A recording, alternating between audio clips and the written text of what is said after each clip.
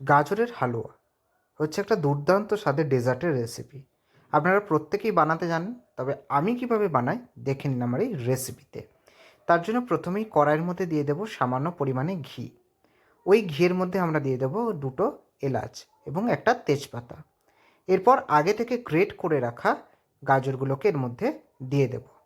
দিয়ে একদম medium to low ফ্লেমে এটাকে আমরা বেশ কিছুক্ষণ ভাজতে থাকবো।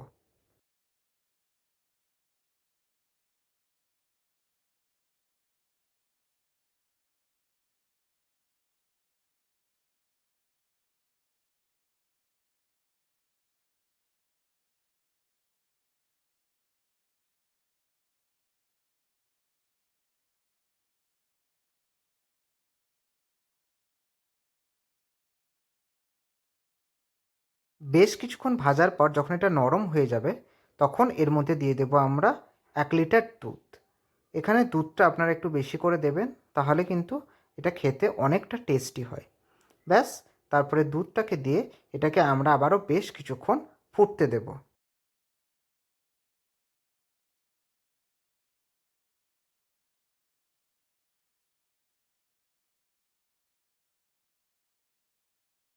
3-4 মিনিট পর যখন দুধটা একটু ঘন হয়ে যাবে, তখন এর মধ্যে দিয়ে দেবো আমরা কাজু কিশমিশ এবং পরিমাণ মতো চিনি।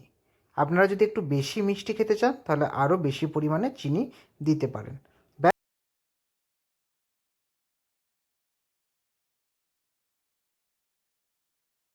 ব্যাস, চিনিটা গলে গেলেই আপনারা নামিয়ে নিয়ে সার্ভ করুন গাজরের হালুয়া। তাহলে এরকম সহজ সরল রেসিপি যদি আমার চ্যানেলে দেখতে চান, তাহলে অবশ্যই আমার চ্যানেলটিকে সাবস্ক্রাইব করবেন। আর যদি ভালো লাগে এই রেসিপি, তাহলে লাইক করে দেবেন। ধন্যবাদ।